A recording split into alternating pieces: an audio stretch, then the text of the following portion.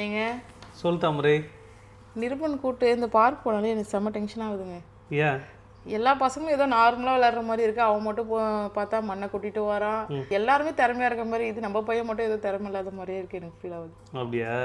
அதான் எனக்கு என்னன்னா, நம்ம பையன் வந்து யாரையும் அடிச்சிட்டோ இல்லை யாரையும் வந்து துன்புறுத்திட்டோ வந்தால் தான் நம்ம வந்து ஃபீல் பண்ணணும். நம்ம பையன் ஏமாந்து வரதுனாலையோ இல்லை அடி வாங்கிட்டு வரதுனாலையோ வந்து நம்ம வந்து ஃபீல் பண்ணக்கூடாது. ஒரு பசங்களுக்கும் ஒரு திறமையை வந்து கடவுள் கொடுத்துருப்பாரு.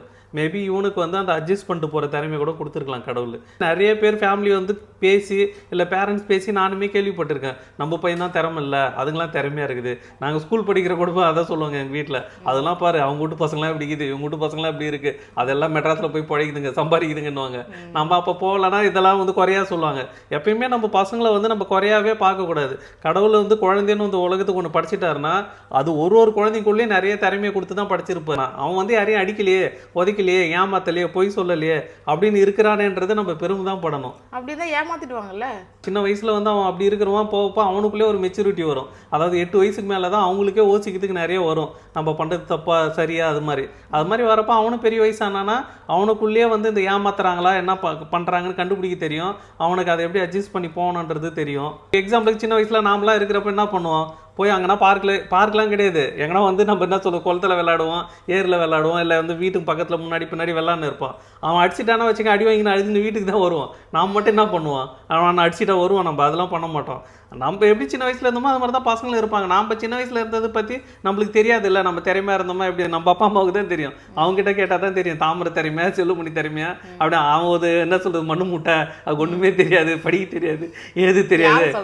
என்ன சொல்கிறேன் நான், சின்ன வயசுல ஃபுல்லாக மண்ணு சாப்பிட்டு கிடப்பான், சின்ன வயசுல ஃபுல்லாக வந்து வீட்லேயே இருக்க மாட்டான், புளியாங்கொட்டை திருன்னு இருப்பான், புளியாங்கொட்டை பொறிக்கின்னு இருப்பான், வேப்பங்கொட்டை பொறிக்கின்னு இருப்பான்னு சொல்லுவாங்க எங்கள் வீட்டில். நான் என்ன தெரியுமா பண்ணுவேன், வைக்க பொருள் எடுத்து போய் பைய வச்சுட்டு ஸ்கூலுக்கு போகாமல் நான் போய் எங்கன்னா புளியாம்பழம் பொறிக்கின்னு இருப்பேன் நான்.